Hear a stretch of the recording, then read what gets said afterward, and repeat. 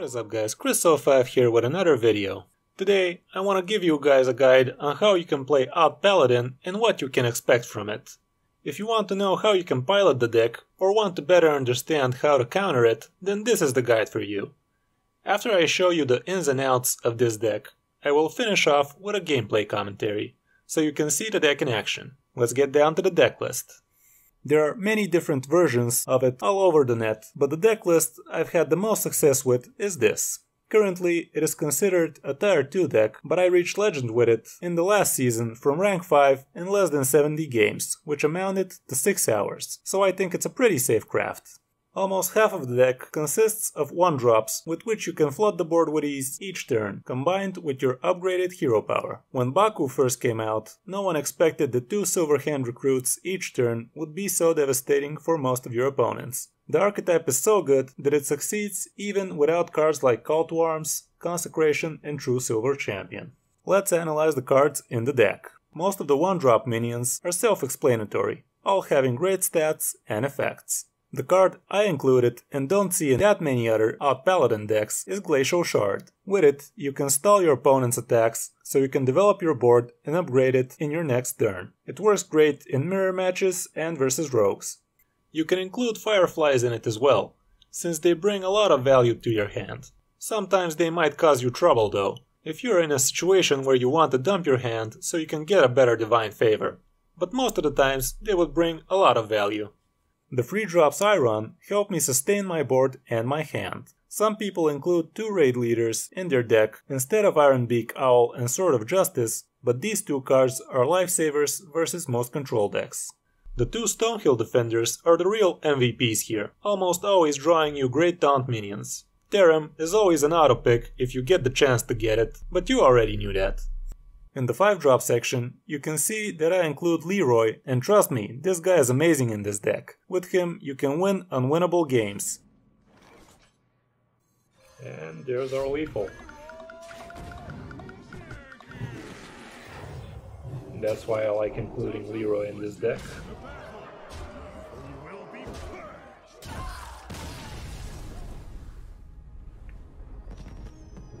And Easy Legend. If you want to see the deck in action and why Leroy is so good in it, you can check my Odd Paladin gameplay video on my channel. He can be a great finisher and most of your opponents wouldn't even expect it.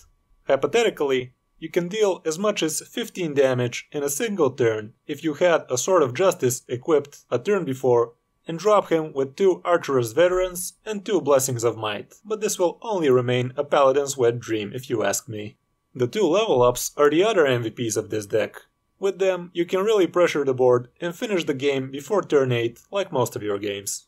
And for the 7-drop section, I prefer to only run 1 Vinecleaver and 1 Stormwind Champion. I don't like slapping so many high-cost cards in my Odd Pally, since it ruins the synergy of Divine Favor and you can't really expect to play 2 Vinecleavers in a single game, so it just slows down your deck unnecessarily. Overall, the deck is really nice and not that hard to pilot.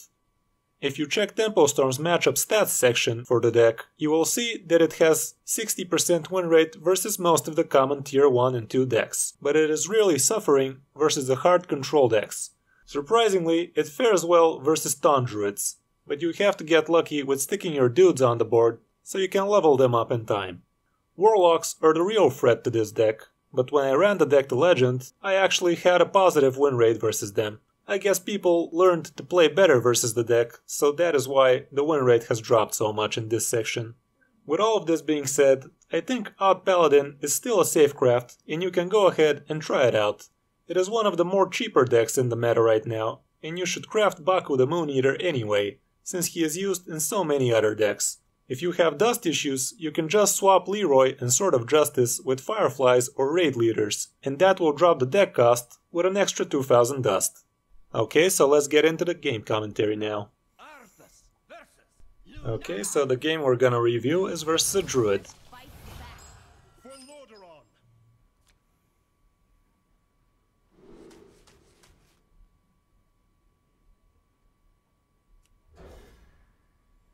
I'm going with a pretty cheesy mulligan here.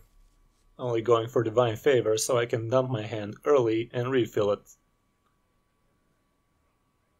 since most druids don't tend to play all of their cards as soon as possible.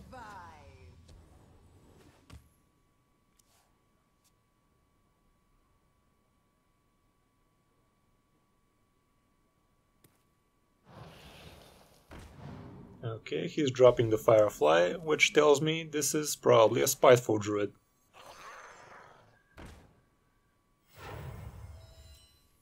Starting to put some pressure on the board.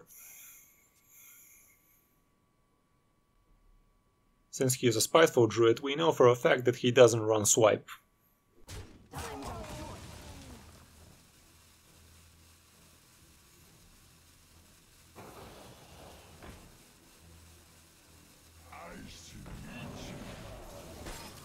Okay, he's trying to gain control of the board.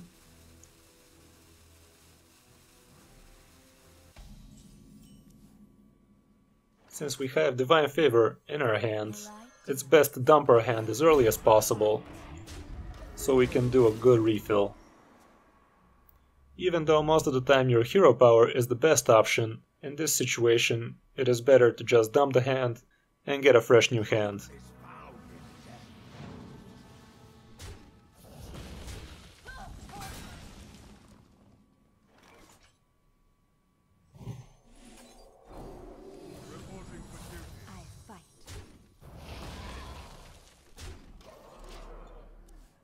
We are the bigger aggro deck, so he should be the one who's trading, not us.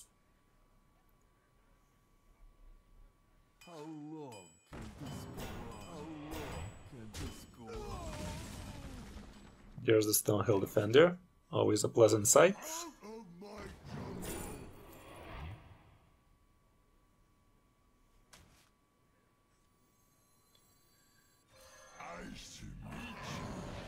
There's no need for us to trade with our other small minions.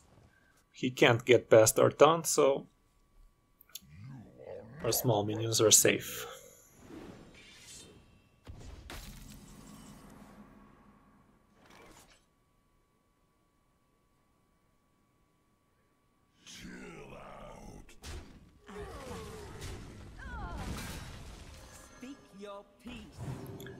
Trying to regain some of the control on the board here.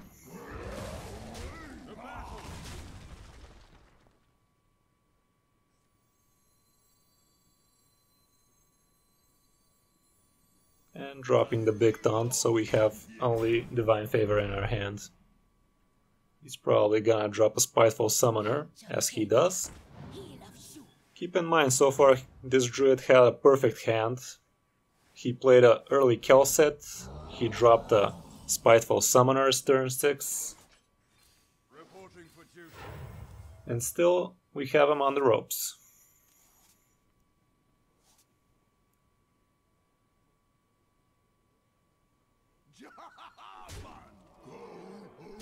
We don't really need to trade here, but since we have our double hero power, we might as well trade.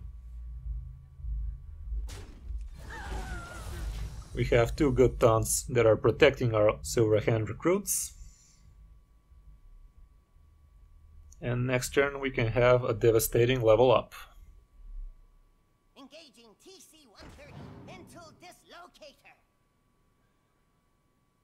But Vine Cleaver is a great option as well, since it's gonna refill our board pretty quickly. And we have a lot of time to put more pressure on him, since he hadn't even put a single point of damage to our face.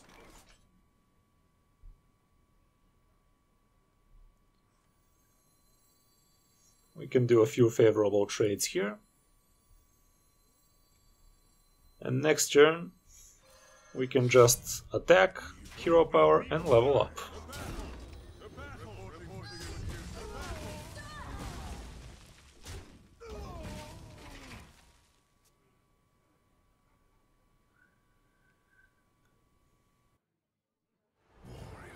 Lich King wasn't included in our plans, but nevertheless, the game is still in our favor if you ask me. Let's protect our silver hands with more good taunts. No need to slap our face. Even though it is debatable if I should have went face with that.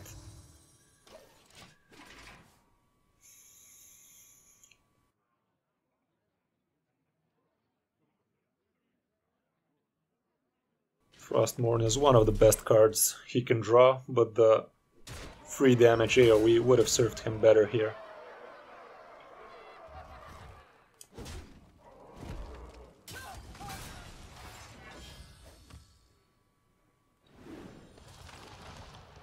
And now we can do a devastating Terran and do favorable trades, so we control the board to the fullest. It would be really hard for him to come back after something as devastating as a Terran in Odd Paladin. That's why I said that Stonehill Defender is such a big MVP in this deck.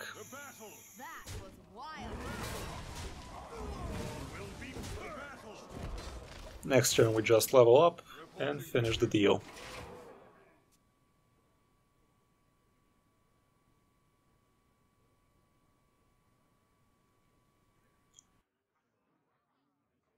Keep in mind that this druid really had a perfect hand. He kill set early, he mind controlled one of our minions, he dropped a Spiteful Summoner at turn 6, and he even has the Death Knight. There's the level up, and there's the Leroy. And as you can see, Odd Paladin is oddly good.